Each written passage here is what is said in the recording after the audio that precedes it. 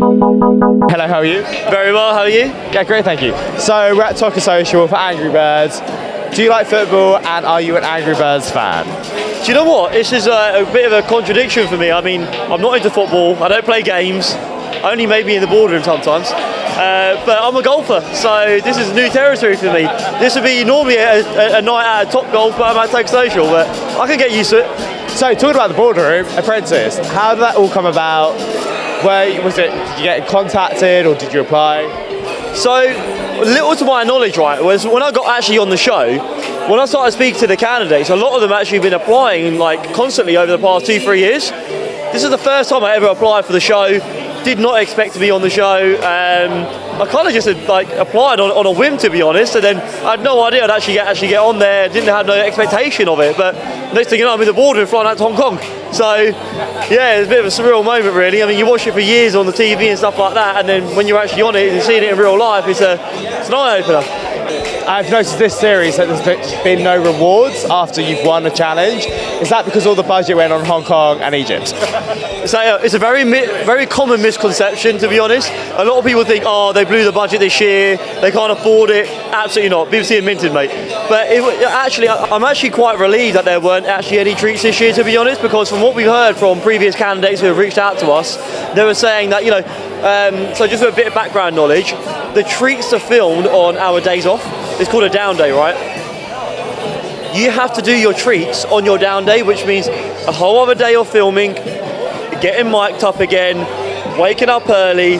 So we love the fact that there were no treats. So, yeah. Actually, when it comes to the old contestants, did you used to watch the show before you went on the show? I did. So when I was a lot younger than what I am now, a lot of people see it.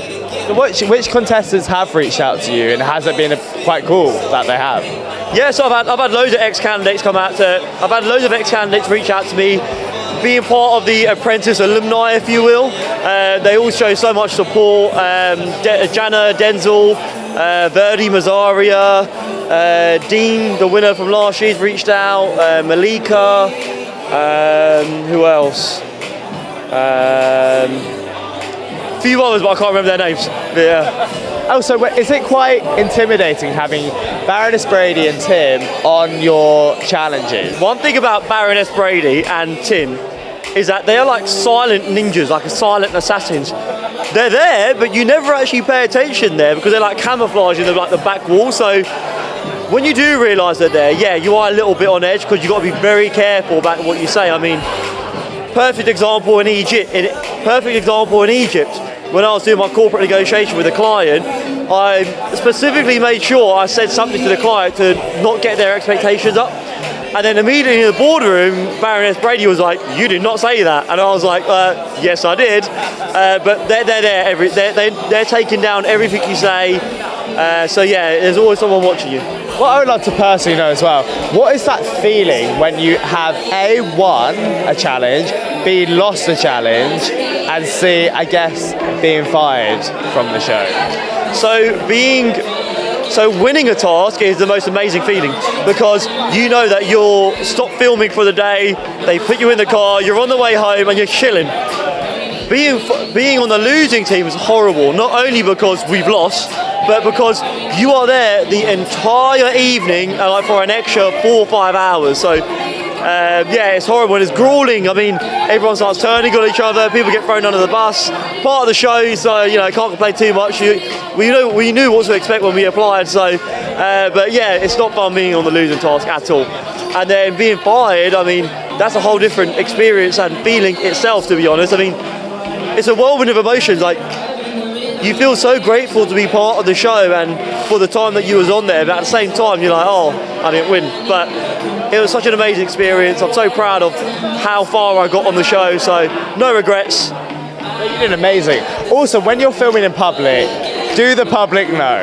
Because I, one time years ago, went into a shop in Soho, there was a camera crew, there were 2 people in suits trying to haggle down a price, and I said to the shop assistant, I was being really quiet, but I said, "That's the Apprentice." You're like, "No, it's not." I was like, "That's the Apprentice." The public definitely know. They know as soon as they see the cameras or the candidates, Karen or Tim there, they're like, oh, this is The Apprentice. And then a lot of people will start trying to buy things from us like in public just to appear on the show. And yeah, it's quite funny really. But also another thing in public as well, before we are actually allowed to film the members of the public who come to us, the famous line that we always have to say to them is, right, do you consent to being on our business documentary show?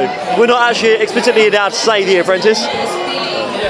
And then also, have you got a day that really stood out to you, or a moment that maybe wasn't shown on the show that really stood out to you, which you were really personally proud of, or you just thought was really funny and a memory that is a core memory? So one of my favourite memories from the show was in Egypt. So it was day 3 of us being in Egypt. We'd done all the filming and we had a day gap between flying home. So they were actually quite kind to us. They were like, listen, you got your down day, you got your day off in Egypt. We all went to the pool, all of the candidates, and it was just like 15 of us or whatever it was, literally just like hanging out as friends on holiday.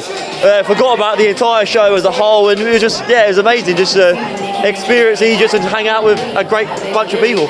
And then lastly, what else can we expect from you in the future? Or what would you like to do, especially now that you've done TV as well? Because you're great. You're great on TV, you're really articulate. Like, what would you do, any TV shows? So I mean, the future will hold out for the future. I mean, whatever's coming to me is what's coming for me. I'm not expecting anything, but you know, I'd love to maybe perhaps go into presenting or being a bit of like a broadcasting personality, perhaps, or radio, or maybe even go back into the corporate field. I mean, I think I've proved myself as being a great negotiator actually on the process of the show. My nickname was Corporate King, so yeah, who knows? We'll have to wait and see. Hey, thank you so much and enjoy tonight. Thank you very much.